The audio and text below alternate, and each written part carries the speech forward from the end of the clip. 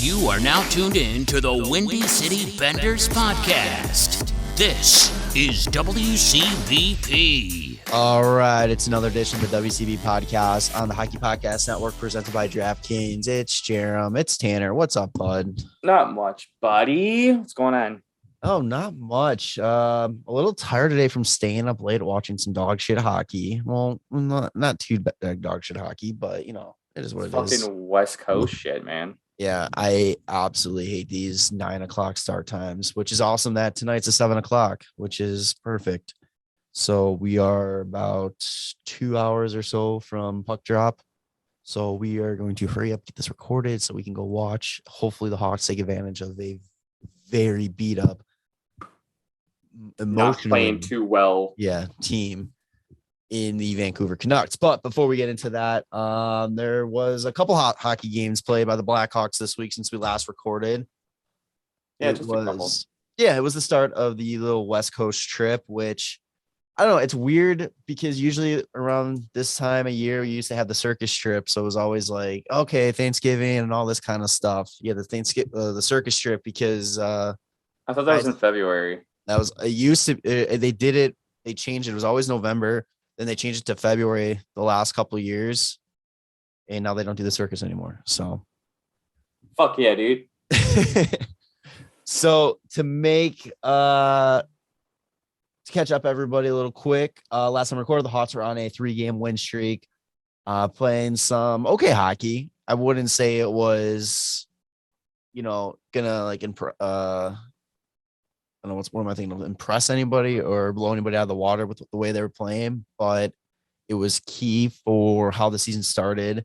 They were winning. Yeah, they were winning, trying to get things right the ship a little bit. The Derek King era was looking good. So going into Wednesday, they were playing Seattle for the first time, and this was one that felt like it was a trap game for the Hawks. Yeah, Seattle's not doing too hot. They're built on defense and kind of size. So it was going to be really interesting, especially too, we didn't have Hagel in the lineup for that game. Yeah.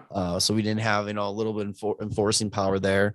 But what we did have was the debut of Caleb Jones. Yeah, that's right. He finds his way into the roster for the first time this year since having his wrist injury in preseason. How many minutes did he end up playing? He only played he played just a few seconds shy of 10 minutes. I'm wondering if that's what he's going to be looking at all the time. Yeah. They dressed 7 defensemen this game too. That's what I was going to kind of get into it too. They dressed 7 defensemen. They moved Gus up to essentially play that fourth line / drop back at D when it was time for Caleb's role to come up. And I don't know. I just personally, I would have rather have seen Gaudette play, get him in the lineup and get going. And what we kind of said, we were saying okay, well, maybe we're easing Caleb into the lineup a little bit, but you know what? Gus doesn't play that much when he's the 6th defenseman. Could have done the same thing. True. I feel like they would have been completely fine if Caleb could have still only played 10 minutes and it would have been okay. But so Caleb Jones in the lineup, and it was really cool to see him actually paired up with his brother for a couple shifts throughout that game, which awesome moment. That was a really cool thing that Derek King did for them. Gotta love to see it. But anyway, so kicking off the game, 15 minutes into the first period, Seth Jones scores his second of the year since his point streak to 7 games. He's got a point in every game in November. It's amazing. But it was a beautiful passing play from Kane to DeBrincat to Jones. And I think it started on a breakout from Dach in our zone. It's just moving the puck up, getting it around, and it was easy little tap in.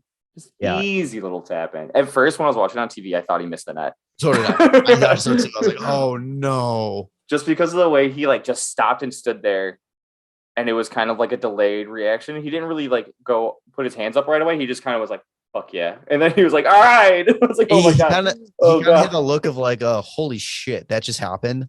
Like, yeah, dude, he was flying up the ice too. It was so nice to see. and that was just a point streak extending goal right there, because with that, DeBrincat and Kane also extended their point streak to 4 games. Oh, that's good. Yeah. So, all the guys that you want to see getting points. Right. And continuing that in the second period, DeBrincat, before we get that, DeBrincat only had 3 assists. That was his 3rd assist of the season right there. Yeah. So to make sure that the ratio was okay, he gets a sick saucer pass from Dach. Yeah, from behind the net. Behind the net, all the way to the neutral zone. DeBrincat takes off. He has, I forgot who it was, but a guy on top of him, hooking him and trying to pull him down and all that kind of stuff. And DeBrincat just says, sit down, and he goes and he just puts it in top bar, glove side. Yeah, she was just like short side high, and he's like fending off the defender. It's just unbelievable. The kid's so fucking good, man. After the game, they were talking to Kane about DeBrincat a little bit, and he has already said that he has blown away expectations of what was kind of like, put out there for him, and that if there's anybody questioning that if DeBrincat's a superstar or not, that it needs to be stopped, because he, in the short season, has already answered that, yeah, he's a superstar in this league. He gets on the board. He's so fucking effective, like everywhere. It's I can't be like any happier that we have him. Thanks Montreal and every other team to just let him drop to the second round. 30 teams passed on him. Yeah. And some teams pass on him multiple times. Yeah. Idiots. Yeah, I know. It's great. But he's pretty much played himself on the Team USA, I think. I think it's a given that I think it's a shocker if he doesn't. Yeah. All right. So that's 2-0 after 2. Hawks going to the third. And this is when I kind of cashed out, so I didn't get to watch the rest of the game. So if you watch the rest, you can kind of fill in a little bit here. But King gets on the board. Well, was it in the third? I'm trying to think. I'm trying to find where DeBrincat got into a fight. I want to say it was the third. I thought it was the second. No, it was the third. I just can't remember. It was wasn't like at the last 10 minutes or something, like just all hell broke loose. I mean, I don't have like a fucking penalty recap. Oh, here we go. Now I do. I'm an idiot. Don't worry about it.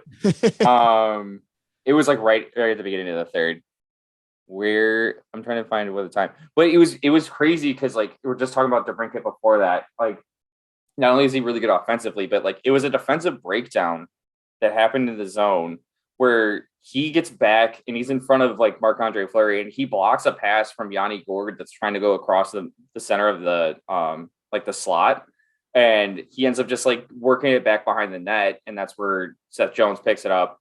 And this is when Yanni Gourde goes after Seth Jones. He passes it off to Kane. Kane fucking stands there for a second, dishes it off. And then Yanni Gourde curls around and fucking gives Kane a shot. Seth Jones comes up. He gives Seth Jones a shot again. And then fucking DeBrincat comes from being in front of the net, watching the whole shit, and just goes, fuck this guy. Just comes up, drops his mitts immediately with him. And just starts throwing some punches, nothing too it's kind of weak at first. So you see Yanni Gourde just fucking start smiling like a little shit-eating grin. He's like, oh, whatever. And then DeBrincat picks his head up and he's like, oh, he's smiling, and fucking labels him with one, and then just starts throwing 6 more. And I'm like, oh God, that was fucking amazing.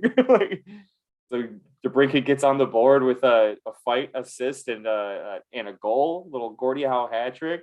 How you doing? You were saying great. That was the first one in Blackhawks history since Panarin. Yeah, classic. Panarin known for his Gordie Howe hat tricks. That's the first one. That's just so funny to me that our last 2 Gordie Howe hat tricks come from the guys that you would probably be the last person you would expect on the team. Essentially the same player. Yeah, it was. Yeah, it really is. It's Kane's fucking left wing partner, right-handed goal scorer. It's insane. but they had him on the TNT like afterwards, like talking with Biz and them, and he was talking. I think he was talking about it, but I remember seeing it mentioned too that like it was like growing up being a smaller player, you get a lot of guys that try and take liberties with your size and like start trying to like push you around a little bit, and he's like, you just got to know how to fucking defend yourself and be ready to do it all the time. And right. So he's like, that's something that I keep in my game, but like don't like to show too often. It's like good because first I would rather have you scoring goals and not breaking your fucking fists. But I'm glad that like he's not going to just take shit from anybody. No, and I hope anyone bigger than Yanni Gord would actually get like roughed up by somebody else on the team. And that kind of too, like, it's awesome to see DeBrincat stepping up for himself like that. But it also does show that, you know, when we load up these lines, that you run the risk of our star guys getting liberties taken at them because they don't have anybody out there to kind of step up and, you know, answer the bell for them. Like, you know, like Reese Johnson or a Carpenter or something like that. Like, I wonder if Hardman.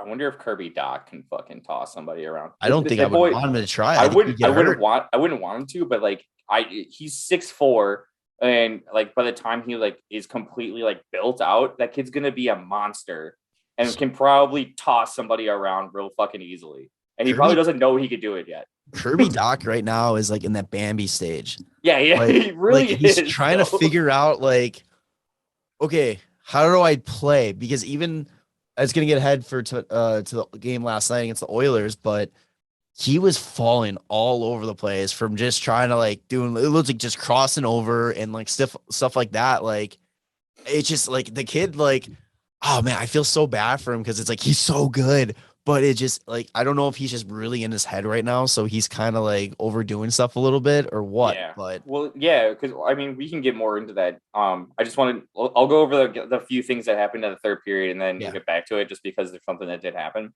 Yeah.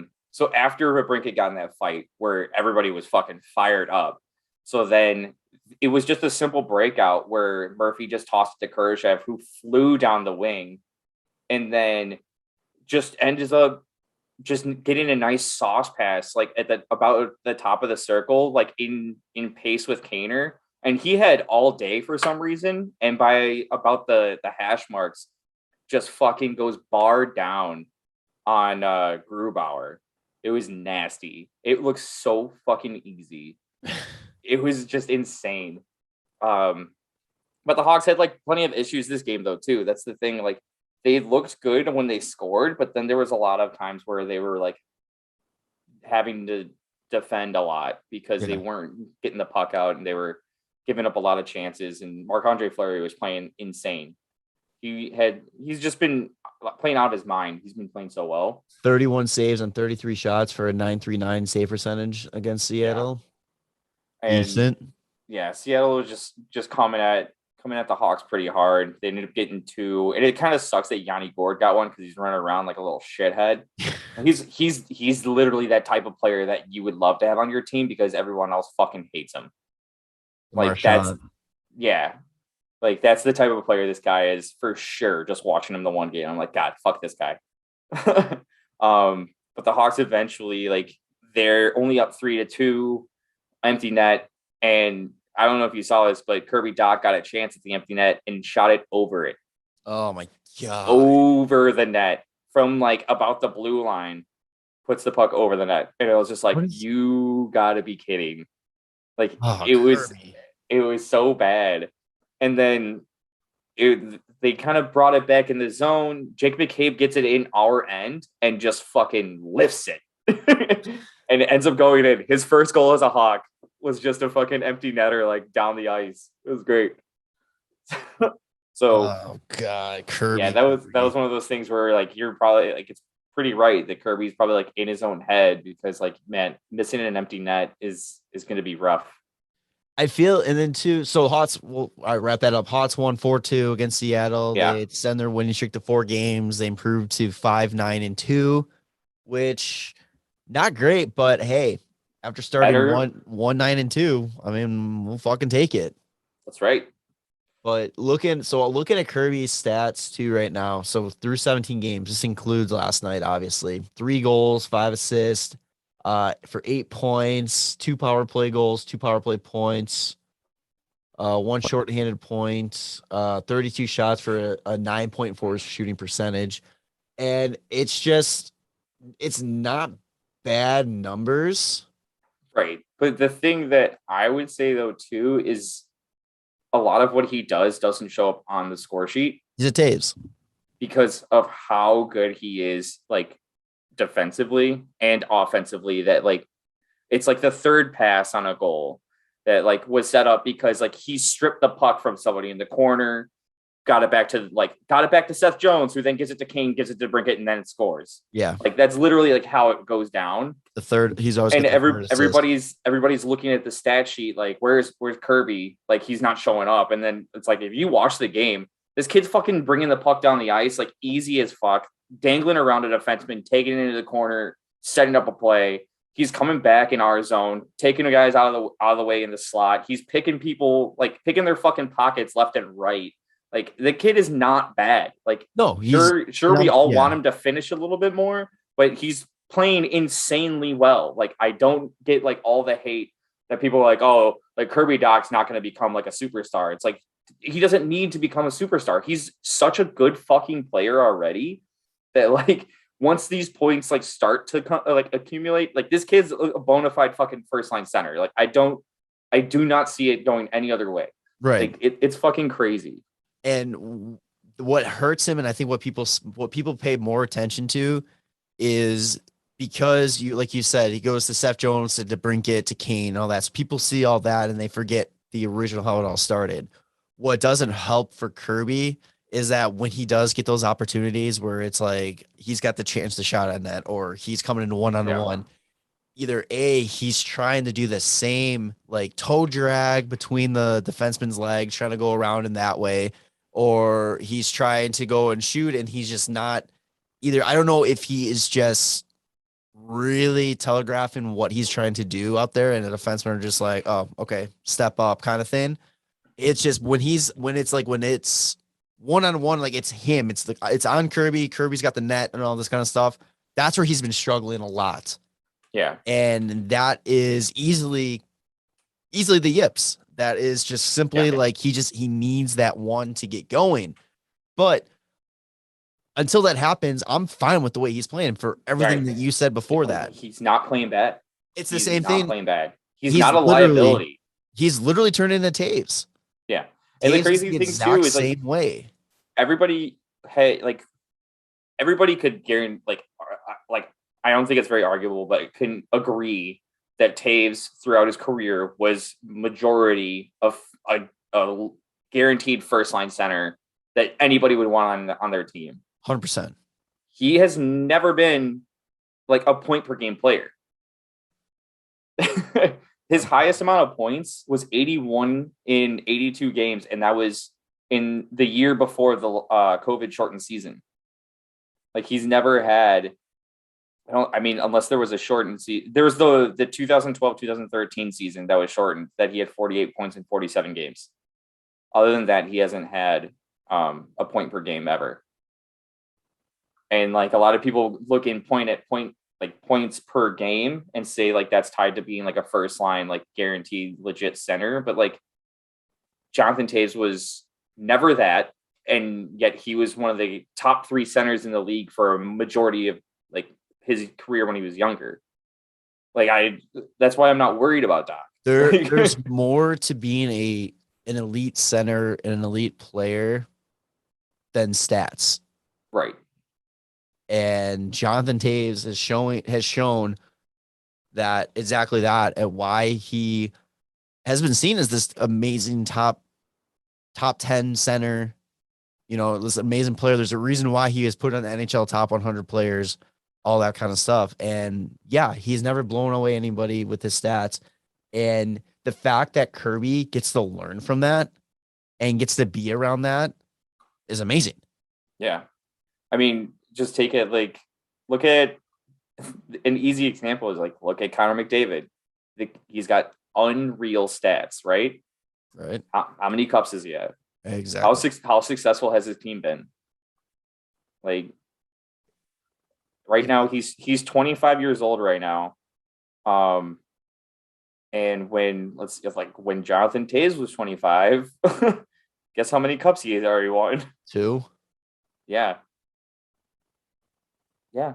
That's like, I don't know. It's the stats don't always point to being the best player, or I mean, Connor McDavid is a weird example because of that. Like, he's clearly the best player. He does have the best stats, but like, it's not always that though. Like, you can have amazing stats, but if your team's not successful, then what's the fucking point?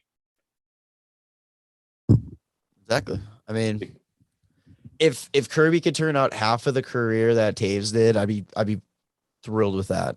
Yeah, I think it's gonna be great to be like basically the younger version of Toews, just because I mean, both third overall picks, like, he could be the future captain and everything too. It's cool. Yeah, cool to see. Also about Kirby, really quick, tonight he will be playing his 100th career game too. Oh wow. Yeah, it's pretty good. Pretty good. It's for a guy that's pretty fragile. Yeah, right. But all right, so then let's talk about Connor McDavid. The Blackhawks played Edmonton last night, and I think what happened is kind of what everybody was expecting to happen. Not the Blackhawks. They forgot that McDavid was on the team. Yeah, so Hawks come in riding high, 4-game win streak, feeling good. They come into Edmonton and play a good first 10 minutes of the game. And then Connor McDavid scores a nice little garbage goal, nice little poke at home, nothing crazy. So it wasn't, I was like, okay, that's fine. It wasn't McDavid being McDavid. It's McDavid getting lucky and clean up garbage. Then they take Khrushchev takes a penalty. Then Jonathan Toews takes a high-sticking penalty on Connor McDavid. And then it goes Draisaitl, McDavid to Tyson Barrie. Boom, 2-0. Mm-hmm. And that was about less than a minute, about 58 seconds, 57 seconds after the first goal. And I was like, oh, shit. 4 minutes later, the Hawks go on the power play. And this is a talking point that I want to have. Seth Jones brings the puck, starts to bring the puck in, but nope, stop, pushback entry, throws the puck back. Yamamoto. Yeah. Tyler. Just chilling there. Picks it up, goes in shorthanded goal. 3-0 Edmonton. Can we fucking stop this damn pushback entry bullshit, power play, whatever you want to call it? Can we stop that? I mean, I vote yes. When does that ever work? I just don't understand this. Like, I don't understand where this came from and why it's sticking. I don't know. Like, you're starting to see a lot of the teams play the push and back entry as like letting the guy go past you and staying back, reading for the pass, and then they just throw it to him anyway. It's like, why are we doing this? The amount of times that it's like you have all the momentum going forward. You got 4 of the 5 guys got momentum going forward, and then you throw it back, and the defense is like, it's supposed to, I don't know, I think it's supposed to like try to catch the penalty killer, like, flat-footed and all that kind of stuff. Yeah. But now everybody knows it's coming. Yeah, just skate past them. Go forward. If they're expecting the push them back, just push them. Just push forward. Just go fucking. Just keep going. Don't honestly drop it back. Honestly, if I was like exactly what happened with the Hawks, I would float a guy up in the neutral zone a little bit. For the Hawks? No, for the penalty kill team. For Edmonton? Yeah. But pick it up, go. And then what kills me is that a couple power plays later that the Hawks had, Seth Jones skates right into the zone, goes behind the net, sets up at the top of the point, and boom. Perfect setup. You know what you didn't do? You didn't push him back. You skated it in and you gained entry, and you did that. I'd rather see them dump the puck than do the push him back. Yes. I would like to see a lot of other things happen. So fucking frustrated. It is so damn annoying. Edmonton gets another goal with about a minute 28 left. in the period and make it 4-0. And then DeBrincat picks up a goal with 20 seconds left, but it was a nice little play. Seth Jones, an amazing shot. What he does so good from the point with this shot is he keeps the shot nice and low, that perfect, tip level, give Just the gets guys it in through. front to try to make it. And it was actually a double tip. It went off of Kirby Dach because everybody thought Kirby actually got the goal, but it also bounced off to bring it the last second. So that extended Jones and DeBrincat's point streak. Jones is now at 8 games, and DeBrincat's now at 5. Both have got a point in every single game in November. That's a nice thing to see, Very nice.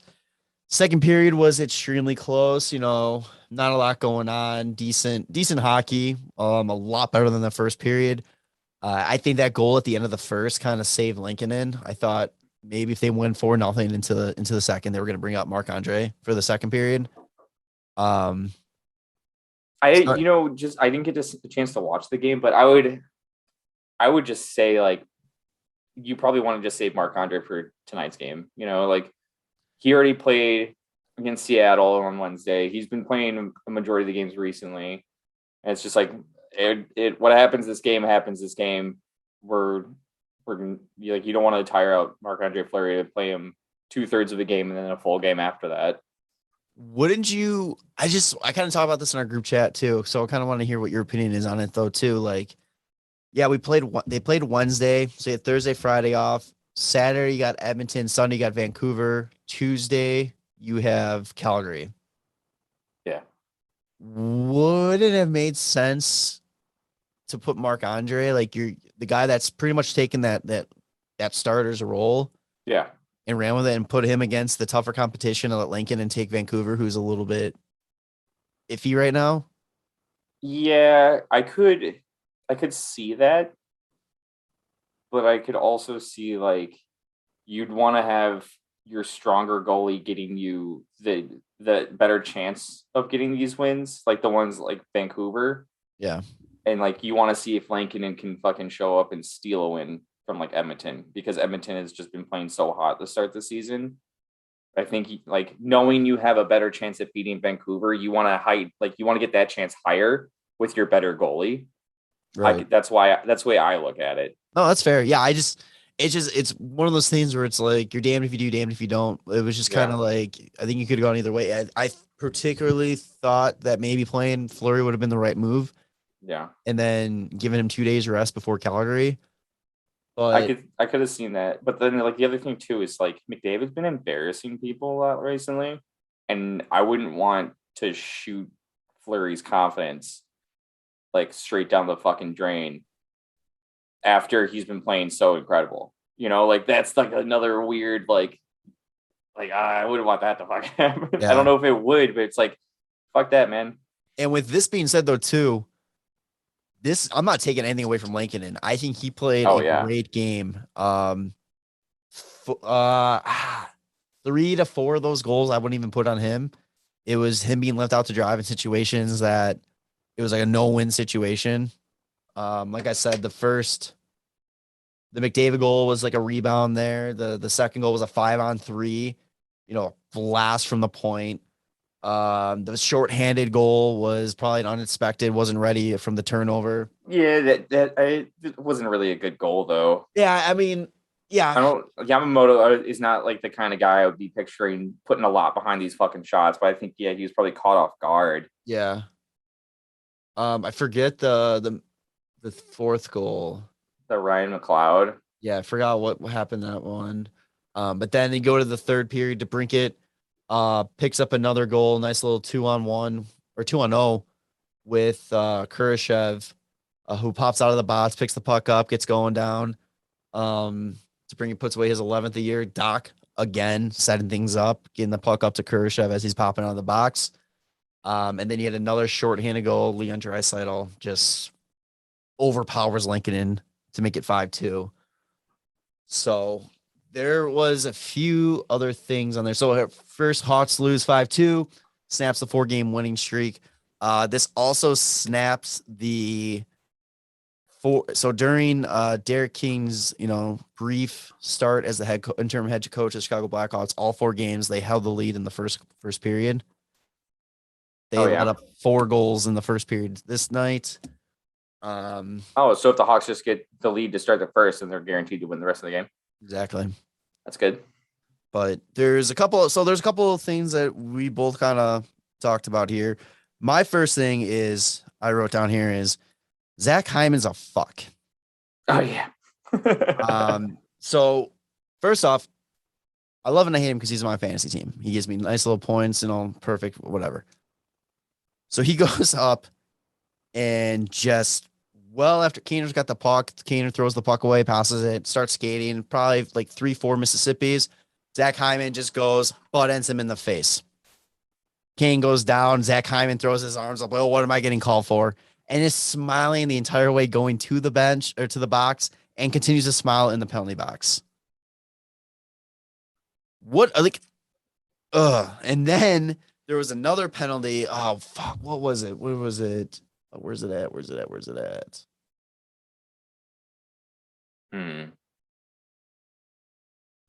Yeah, now I don't have penalties. Oh, here we go. Yeah, you got to scroll down.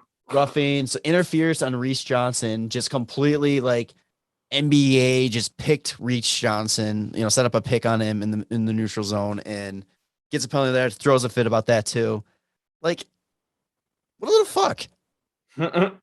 They were saying it, the announcers were saying it last night, which that's another thing we can get into if you want. They were saying he's a fuck? No, they were saying that like they were just like I don't think there's ever been a penalty that Hyman's ever agreed on. And it's like, and if he's not going to agree on the fact that he butt end Kane in the face and literally picked interference a guy in the neutral zone without the puck or anything like that, like, I don't know. He's just a little fuck and just, he's got such a punchable face too. Like, fuck that guy. Fuck that guy. All right. Then the next thing too is the ongoing drama with McDavid'd. Yes. So have we even talked about any of this with Torts and anything like that? No, I don't even think it was mentioned. Yeah. So Torts on the point for ESPN, which, okay, sorry, all over the place. Do you realize that there hasn't been a game on ESPN since opening night? Oh, really? And there's not scheduled to be a game on ESPN until, end of January. Oh, well, okay. Yeah. So there's probably a lot more games scheduled like once football season's over. Yeah, it's crazy that they're paying this money to be the television, like TV, one of the TV guys, and they're not putting him on TV. Well, I wonder if like TNT would be like less active with the NHL, like when ESPN starts picking up more games. It was crazy. I mean, they're showing a lot of stuff on like ESPN Plus and shit though too. Oh, right, because they're the streaming, which also people are complaining a lot about. Like they're saying it's just really bad quality, and it's like really like low def and all that kind of stuff. And the blackouts are insane, I guess, on there too. Like, oh, really? Yeah, I guess it's just not well thought out or well done. But I don't know who that's ESPN or NHL setting that up. But so the point on ESPN, Torts, I forgot how they started talking about Connor McDavid, and Torts basically said that McDavid's never going to win the Stanley Cup until he changes playing style, and essentially he needs to shut up about not getting calls in the playoffs, and blah blah blah. So now McDavid's kind of he's like it's unfair that it's like a different game in the playoffs. It's like, all right. Which teams are some teams end up getting specifically built for playoff hockey. Like, sorry that your fucking team can't do that. Like, it's it's just a rougher game. It's like more primal. Is it right that essentially there's two sets of rules for regular season and playoff hockey? I feel like the regular season, like the rules are called a little bit more aggressive just for the longevity of the season. Where in the playoffs, it's kind of like it's like a battle every goddamn night. You know, like if you had basic playoff rules for like every game during the regular season, you would have like nobody available by the time the playoffs came around. Right. The NHL season is underway, and DraftKings Sportsbook, an official sports betting partner of the NHL, has an unbelievable offer to celebrate the greatest sport on ice. New customers can bet just $1 on any NHL game and win $100 in free bets if either team scores a goal. It doesn't matter if it's a one-time clapper or a deflection. However they light the lamp, you win. If Sportsbook isn't available in your state yet, DraftKings won't leave you empty-handed. Everyone can play for huge cash prizes all season long with DraftKings daily fantasy sports contest. DraftKings is giving away new customers a free shot at millions of dollars in total prizes with their first deposit. Download the DraftKings Sportsbook app now. Use promo code THPN. Throw down $1 on any NHL game and win $100 in free bets if either team scores a goal. This week, one puck in the net nets you a big win with promo code THPN at DraftKings Sportsbook, an official sports betting partner of the NHL. Must be 21 or older. New Jersey, Indiana, Pennsylvania only. New customers only. Minimum $5 deposit and a $1 wager required. One per customer. Restrictions apply. See DraftKings.com/sportsbook for details. Gambling problem? Call 1-800-GAMBLER. So McDavid is just wasn't really sitting well with those comments from Torts. He says maybe I should just shut up. And then after that happens, he goes and has those amazing goals against New York and Winnipeg, where he essentially dangles both teams and scores. But it's been kind of being debated now a lot about different penalties, penalties being called and not being called in playoff situations and all that kind of stuff. And you're kind of starting to see McDavid get a lot of like makeup calls. It feels like throughout he's drawing a lot of penalties now. Yeah. He's drawing a lot of penalties. And I remember when everybody was fucking calling like Crosby a crybaby. Yeah. But it's like, does every superstar have to go through this like mode of like, I'm not getting the calls that should be getting?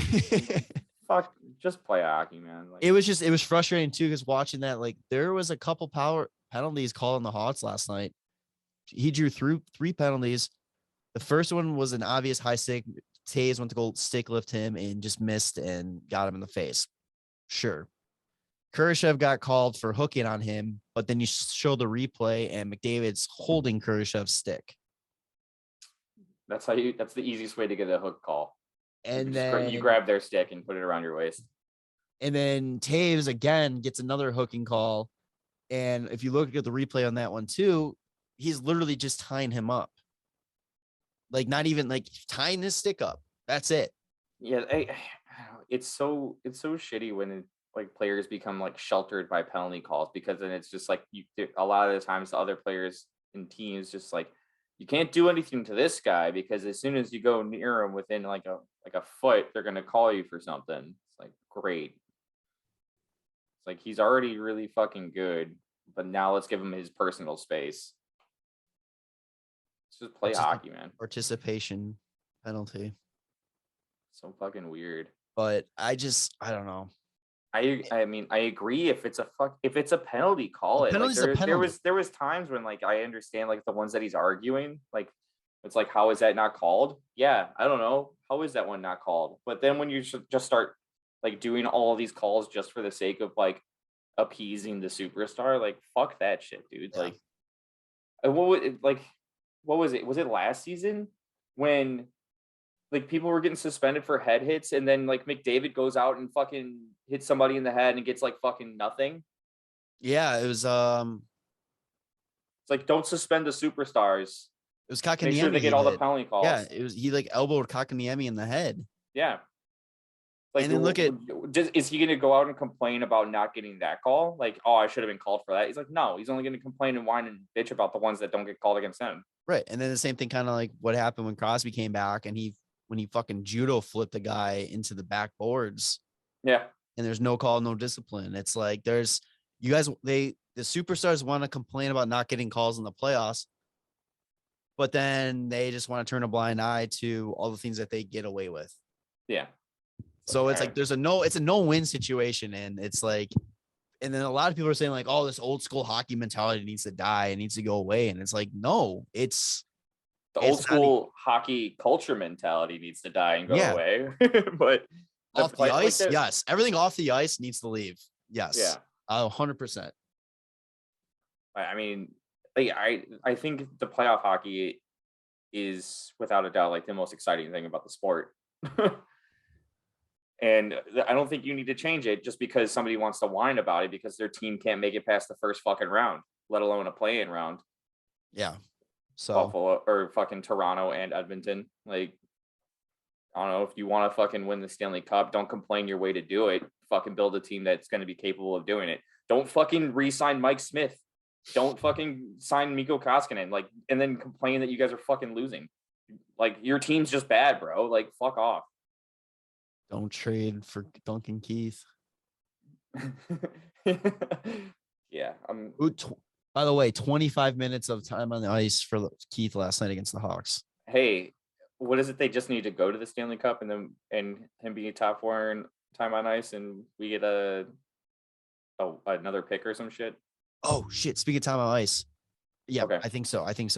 Yeah. But during the second period, to start the second, Connor Murphy and Caleb Jones got caught out there, and they did a 4-minute in like 50-something second shift. Oh, I saw that there was a post on Reddit that was about how Edmonton had the Hawks pinned for 5 minutes in their own zone. Yeah, and Murphy and Jones were out there for the entire part of it. And Murphy at the end of at like the post game like news conference or whatever was talking about how he's like, here's the stages I went through. One from like being like, adrenaline from coming out of the start of the intermission to, okay, I'm tired, to I'm about to die, to I'm not tired anymore. I just want to get this done. Just yeah, I mean, and you know what's impressive about that? They didn't fucking score. No. It's in the second period. Nobody scored during that time. And they had the puck in our zone for 5 minutes. Nothing happened. and because of that, Connor Murphy had more time on ice than Seth Jones that game. I think that might be the first time that Seth Jones didn't lead the team in time on ice. Yeah, I think that would be the most accurate. Actually, him having like less than 22 minutes is kind of surprising. Jones? Anything less than 25 minutes is kind of surprising. Yeah, right. But I mean, that explains me. You have 5 minutes. Who did they not dress this game? Dahan. Ah, okay. Is he playing with a broken leg again? Yeah, probably. That man's amazing. Fucking, he's such like a. I think that my favorite thing about Dahan is like that you just kind of forget about him because he just does his job, and it's not like anything crazy because his job is literally just like to defend, and he does that well enough. He's not out there getting on the score sheet. He's just making sure we don't get scored on, blocks some shots, and does what he needs to do, and then goes home. He is like definition blue collar player. Yeah, gotta love him. Yeah, love it. And hey guys, I'm still here. Yeah. Yeah. Oh God. What's up? Hi. So yeah, with that, they continue the West Coast swing tonight against Vancouver, like we mentioned. Pretty sure Marc-Andre is going to get that start. I think this is definitely a must-win game on this road trip too. Like you gotta take 2 points out of here. Then on Tuesday you got Calgary, who is playing lights out too right now. Yeah, almost like half their wins are shutouts. Yeah. Or what is it? Let's see. Half of their regulation wins, I believe, are shutouts. And then otherwise, if they lose, it's in overtime. They only have 3 regulation losses. That's stupid. Yep. But here's a fun fact. They're only 2-1-3 at home. So we have a better chance of beating them at their home than on the road than at home, because away they're 8-2-2. Oh, I would I'd be okay with pushing them to overtime. If we can get 3 points out of the next 4 games, that'd be awesome. I obviously ideal would be 4, but yeah. at this point in the season too, it's with the start we had, you have to just kind of hope that, you're not going to win every game, but do what you can to get any point possible. Yeah. Couple of quick little notes. So obviously we mentioned Caleb Jones came off the LTIR back with the team. Tyler Johnson got put on it. He's having some neck issues. So neck soreness. Yeah.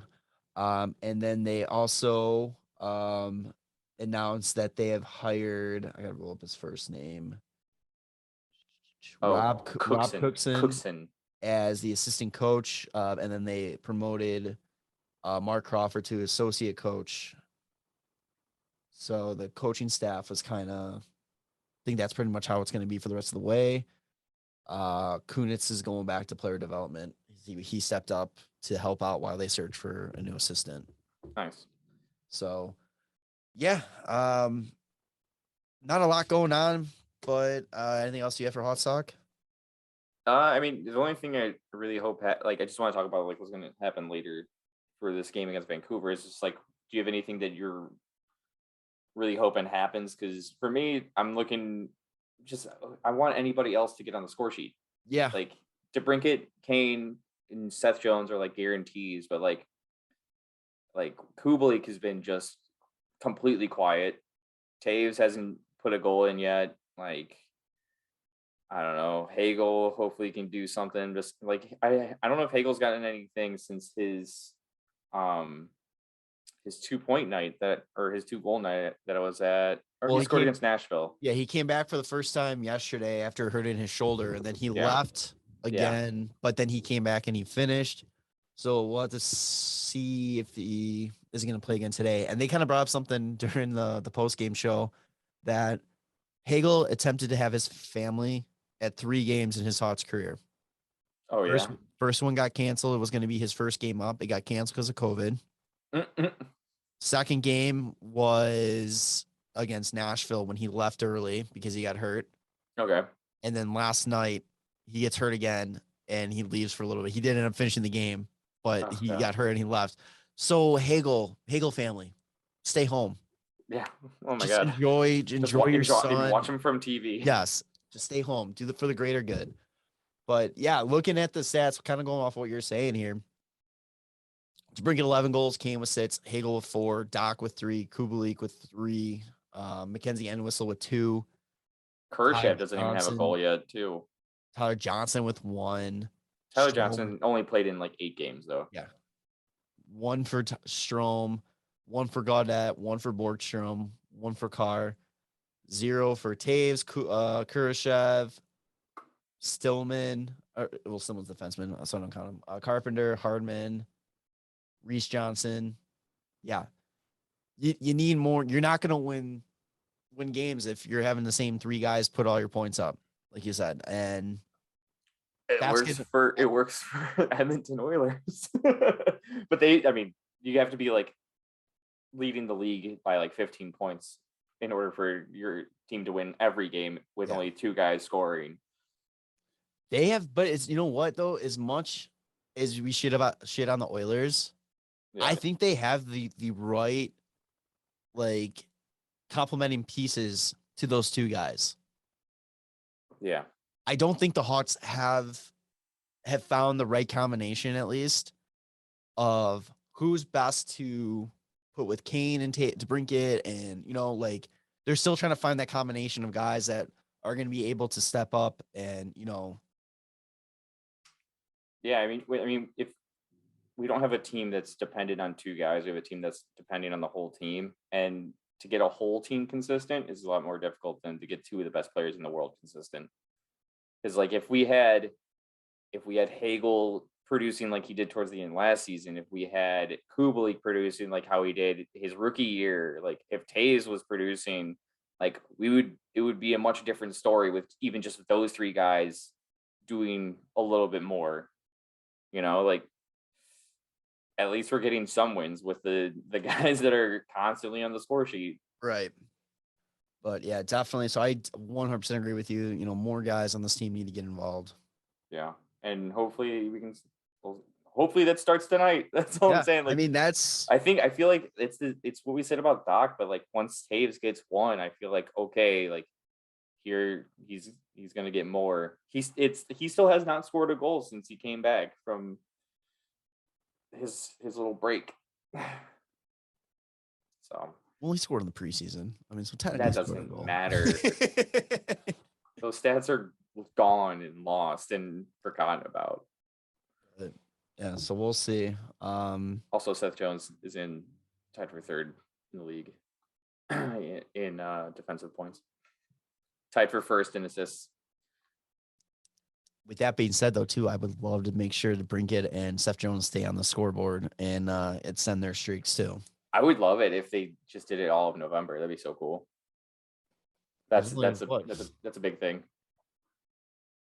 Or 4 more games. Also, Marc-Andre Fleury is definitely confirmed. Awesome. Versus Demko. So yeah. So Vancouver tonight, Calgary Tuesday, St. Louis on Black Friday, and then San Jose on Sunday. So there's a lot of hockey being played this week for the Hawks.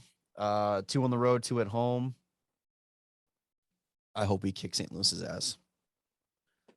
Yeah, that'd be great.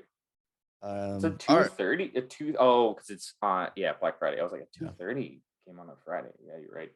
So cool.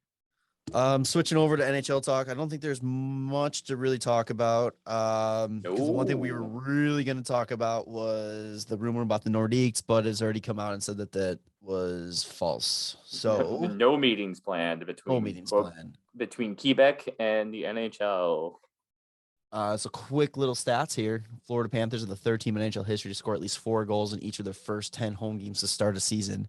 And they are 1 game shy of tying the NHL record, which was the 92-93 Philadelphia Flyers. Yes. There's the news story that Canada is closing its border to unvaccinated athletes on January 15th, which I didn't read into because I thought that it was already closed. Like that was the whole reason Tyler Bertuzzi wasn't fucking traveling to Canada with Detroit. Yeah, I don't get that. But I don't. Like I must be going crazy or something. Or is there something? Are non-vaccinated athletes in Canada allowed to like move around? Maybe is it like? It's in this article. It says unvaccinated players in the NBA, NHL, MLB, and MLS are currently permitted to cross the border under a national interest COVID-19 exemption. Oh, the reason why Bertuzzi and all that wasn't because it's an NHL rule. Yeah, the NHL PA just said that it's not worth petitioning for 1 player. Okay. Well, anyway, it's not. Yeah, they're just stopping it altogether anyway. The exemption's gone completely. Yeah. Okay. Nothing new. Yeah. Funny little stat: Ovechkin scored last night and marked was it Aaron Dell marked the 151st goalie he has now scored on, and now he's 151 goals away from breaking Gretzky. Oh, that's weird. Yeah. Wasn't it on the power play too? Isn't he like about to hold the record for most power play goals, or does he? Very close. Let's see. Yeah, I'm gonna be right back. So Ovechkin is second right now in power play goals in his career at 272, and Dave Andreychuk's at 274. Oh man, so that's another record. Pretty safe to say that he's gonna fucking break that record. There's a funny thing too about that goal last night was like if you're seeing this, it's already too late, and it's Ovechkin winding up for the 1T, and there's a Sharks guy like trying to reach out to point it. Like, I mean, I would hate to fucking block a shot. The best you can hope is to just deflect it like out of play. No, I literally would just be like, take it. I'm moving. Just take it. Like I'm not getting near that. It's just, oh my god, it's crazy how deadly it is. What is it? I've seen that photo online that's been going around where it's just they're on the power play and it's just Ovi just casually standing straight up with his stick at on his thighs as the puck's like in the opposite corner. And you're just like, this is the scariest position in hockey. Yeah. It's just so relaxed. And it's just like, what's coming. And he's not slowing down, which is what's fucking terrifying. Yeah, it's great. It's fucking insane. It's such a cool thing to like be alive during and like been like witness to like the whole time, Right. From the very beginning. Where's he at right now on goals? He's at 14 right now. Jesus. Tied with Andrew Mangiapane for second in the league. He's fucking I don't even know where he came from, but he is having he did pretty good last year too. Andrew Eat Bread. Yeah, Yeah. man. But Ovechkin's got 29 points in 18 games. Come on, what? He doesn't realize that he's getting older, does he? he's got more assists than goals. What? Yeah. He's three assists shy of what he had last year. That's hilarious. Oh my god. It's pretty funny. In a shortened season too. Yeah. Oh man, he's crazy. gonna go on. It's extending his career. He's going for points. Gretzky's points now. I don't even know what his potential is for this season, like his goals per game pace. Let me find out though real quick. Because that's just if he stays going what he's going at right now, It's silly.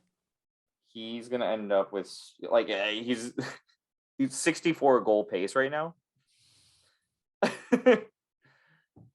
It's just like the funniest thing that like it's like man, I really want to break this record, and these last two seasons are kind of fucking with me, so I gotta pick up the pace now. I think he's really like trying to break it into like 3 parts. Like, okay, let's get it down to 100 this year. We'll get it down to about 50 next year, and then the last 2 years we'll just we'll coast it in. He's trying to plan it out so that it's the very last game of the third season of his contract, so that it's like you can just skate away or like skate into the playoffs and like try and win a cup and then leave with like the record.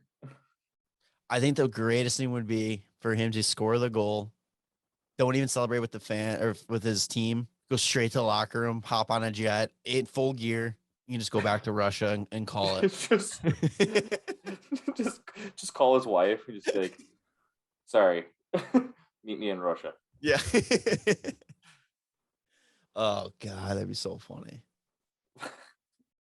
All right. Backstrom's just standing there, like, I guess I quit. Yeah, he saw the insurance. Well, no, he's part of OV's life insurance. He's on his life insurance policy. So he's fine. Where is Backstrom going to get his assists? He's gonna pass the puck to. Oh, it's so good. All right, so one more, like 2 little quick things I guess we could talk about. One is now that there's a rumor going on that the Canada might be boycotting the upcoming Winter Olympics in China due to everything going on over there. And Crosby was asked about it because, I mean, it's kind of a big deal. You finally get NHL players back in there, and now you're going to lose the best of the best going out there possibly. Yeah. Crosby said that he isn't getting too hung up on the stories about potential threats to NHL participation in the Beijing Olympics. I'm preparing like we're going, and I think that's the best way to kind of look at it. So that statement, I never really read that statement. So is the whole NHL potentially not gonna send their players now? Is it an NHL thing, or is it coming out of Canada? See, I originally saw one post talking about Canada. Mm-hmm. But this being worded threats to NHL participation in the Beijing Olympics. Where are you even seeing this? This is on Chris Johnson's, like he tweeted it out. Oh. Huh. I don't know. Does he consider Canada the NHL? I mean, not wouldn't be wrong. I don't know. If they don't go, I understand why. Yeah. Like there's things that are bigger than hockey, and like, I mean, if it's like a human rights thing, like it's a pretty big fucking deal. Would it suck? Yeah. Like, it'd be really interesting too. It'd be, like I said though, it'd be really interesting too if it's just Canada. Yeah. Like we're gonna get Team USA, all Team USA there. We're gonna get all Team Russia. We're gonna get all Team Finland. You know, well, I was gonna say if it's the NHL, you imagine it's just like, I don't even know if USA sends a team, but the only team participating is Russia. It's technically not even Russia. It's the Olympic athletes of Russia or whatever. Yeah. Whatever it's called, I can't remember. Who cares? All right. And then the last thing kind of want to talk about. So that's a story we'll have to kind of pay attention to, because I mean that's coming up quick. I mean, we're already looking almost at the end of November here. We're looking at December. You know, I think by January they're gonna have to have these teams set and decide what they're doing. So it'll be interesting to see. And the last thing here before we get going is with American Thanksgiving coming this Thursday, you have the old saying in NHL hockey that if you are not in a playoff position by Thanksgiving, American Thanksgiving, you're not going to make the playoffs. And that's been correct 78.4% of the time. So really quick, I'm going to name a couple teams that are in a playoff position or are not in a playoff position. And I want you to tell me if they're going to make the playoffs or not. Okay. So let's start in the West. The West. Okay. Colorado. Makes it. They are 2 points out of a wild card spot right now. Yeah, they make it. Let's see. LA. Nope. 1 point out. Unless, like, I mean, they're getting insane goaltending. Unless they get that for the additional 60 plus games this year, I don't think so. Oh, and LA also may be loaning Byfield to Team Canada for juniors, World Junior. I don't think that matters. Oh no, I'm just saying that's an interesting. That kind of just triggered by saying. Are they like saying like that might hurt them? Oh no. Yeah, no, that's just another thing. Because Byfield, I don't think has done much. Like looking at their stats real quick, I don't even see him on here. No, I don't even think he's playing. Yeah, has he been hurt though? I thought I saw something about him getting hurt earlier. I know he got hurt earlier, so I don't know if he has come back from that yet. Let me find out. Sorry, moving quickly. Yeah, he was on season opening injured reserve. Reserve, okay. Yeah, not sure what, or I can't remember what it was for. But yeah, it'd be like the reverse Dach. He gets hurt going into before the season, so then he goes to World Juniors instead of getting hurt at World Juniors. Yeah, sure. All right. So real quick too, a couple more teams in let's see, Chicago. I think they still have a chance. LA, no. Chicago, yes. Fucking, I don't know. I'm never gonna say that the Hawks don't have a chance. Like only like less than 20 games into the season, having 65 games left at this point, and being a Hawks biased person, like I see the Hawks still having a chance. The last it's gonna be a difficult, like it's gonna be tough. Like I mean, LA has a chance for sure. I think that there's only a few teams that you can probably be like, yeah, I don't think they're making it. All right, and the last one from the West, I'm going to ask just because you picked them as one of your playoff teams, the Seattle Kraken. Did I pick them as a playoff team? Oh yeah, no, they suck. They were dependent on the California teams being bad, and the California teams have been playing very well this year so far, or a lot better than I thought they would. Like Anaheim was on like an 8-game winning streak and tearing it up.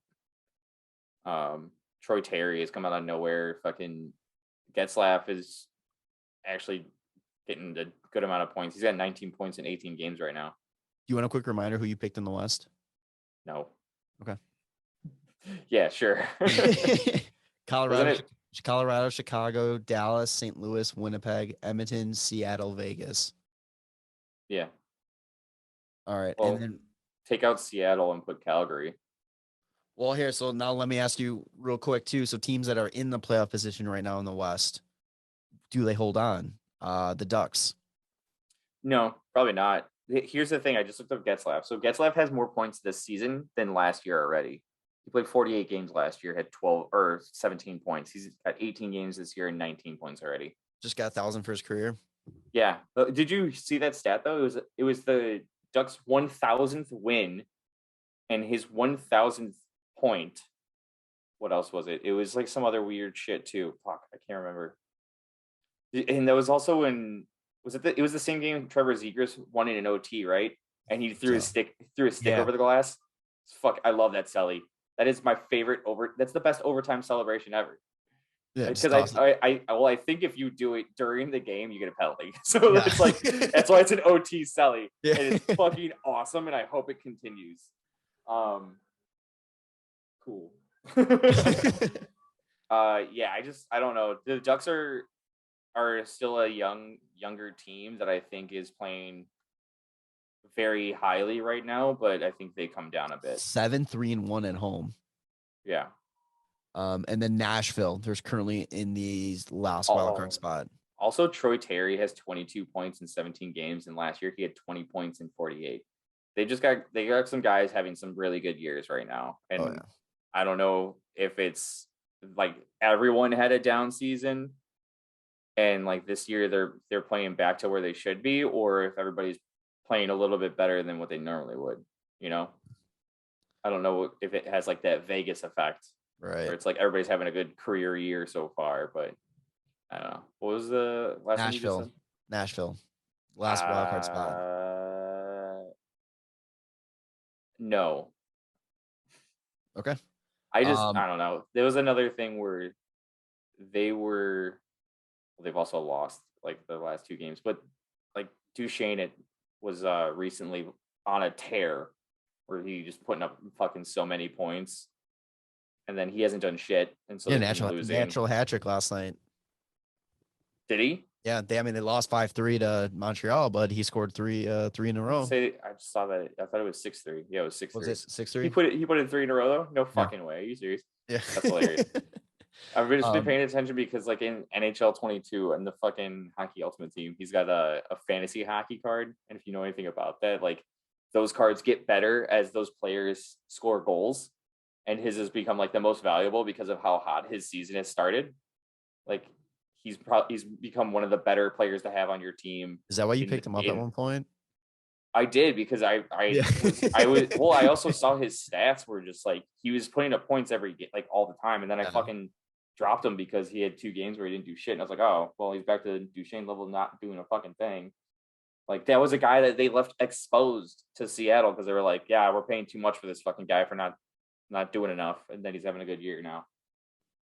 All right, move over to the East really quick. We'll wrap this up really fast. The teams that are not in the playoffs, will they make the playoffs? We'll start with the New York Islanders. Yeah, they just played their first home game, and they it was a loss, but like they just played their first home game. They have a lot more. They went and played, what was it, 13 games on the road to start the season. Yep, that's insane. They are what? They're 7 points out of a playoff spot. Yeah, they're 5-7-2 right now for 12 points. They are 7 points out. Yeah. It just sucks that they've lost their last 5. Yeah.